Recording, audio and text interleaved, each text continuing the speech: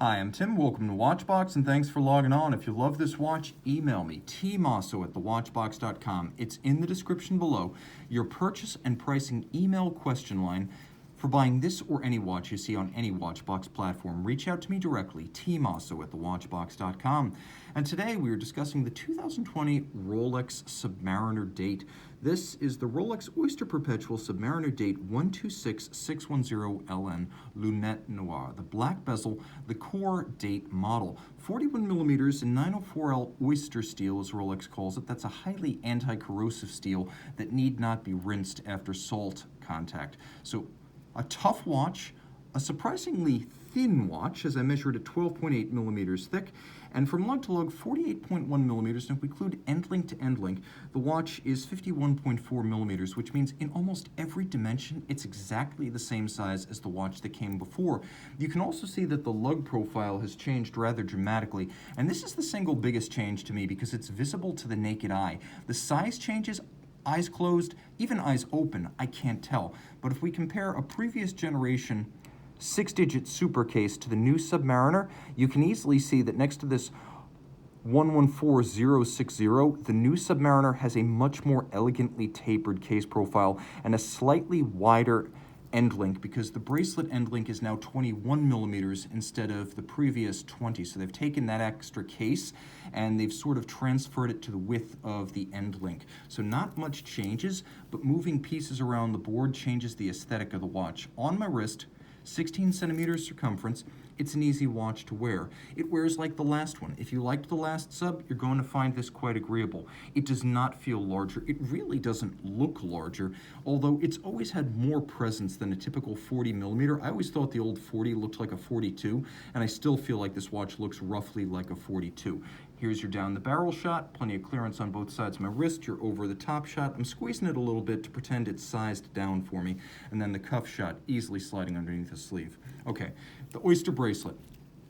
As before, 3 links, satin finished on the tops, polished on the sides, removable links fixed by screws. We've got a double locking system. You can see the internal of the clasp. It's still internally finished. There is a lift lock system with a beak and a hook. You see that latches once. The clamshell goes down. There's a curve so you can grip underneath that little 5-point crown and easily peel it up, pry it up, unlock. And there is still a GlideLock system in there. You've got 20 millimeters of adjustments in 2 millimeter increments. This is good for sizing, but it's also good if you want to pull it out over a wetsuit, a dry suit, or even just a thick winter coat. Rolling back, and here you can see the external portion of the clasp. It's satin with polished flanks, just like the links themselves. They are satin on the top with polished flanks. Here's that case. Still superb, but not quite as huge or massive or squared off as it was before. It's still sheer on its side and polished, and it's still satin finished on the lug hoods, but they are a bit more spare and graceful now. We still have the triplock crown. We still have the rounded crown guard structure. Nothing has changed there. The bezel outboard still features polished recesses and a satin finished outer plane.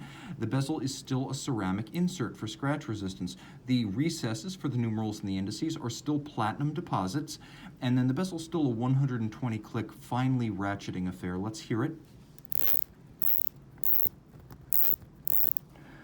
Smooth, silky, and yet well-defined. The combination of the silk and the sharpness of the detent is the alchemy magic that Rolex achieves. Rolex, of course, with a sapphire cap on its bezel pearl, going beyond and above expectations for durability long term.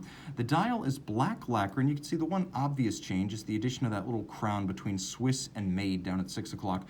White gold individual indices, white gold hands as ever to resist tarnish and oxidation over time, and then a white on black printing. You can see the Rolex inboard chapter ring, and it is an Oyster Perpetual Date, which means technically this is the Submariner Date, not the Submariner. A Submariner would be a no date.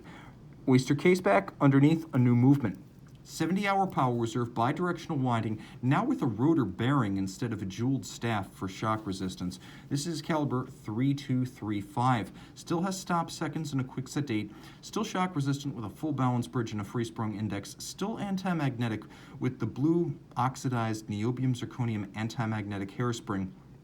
Still adjusted in 6 positions at the factory, certified as a chronometer, but guaranteed to run beyond chronometer standard, as the watch is guaranteed to run no worse than -2 +2 seconds per day. That's better than the COSC. Rolex calls that the Superlative chronometer standard. What else is there to say about this movement? Well, it's still 31 joules and beats away at 28,800 vibrations per hour. Thanks to the shock resistance, thanks to the anti-magnetic qualities, the 300-meter water resistance, this is a timepiece that is suitable for everyday use. It is tough, it is hardy, it is versatile, and despite the larger case, it really hasn't changed its size. So if you've worn a previous sub, you know how this one's going to fit. It fits well. Email tmosso@thewatchbox.com for purchase and pricing details. And we're back with the 2020 Rolex Submariner Date by night, all 3 hands illumined.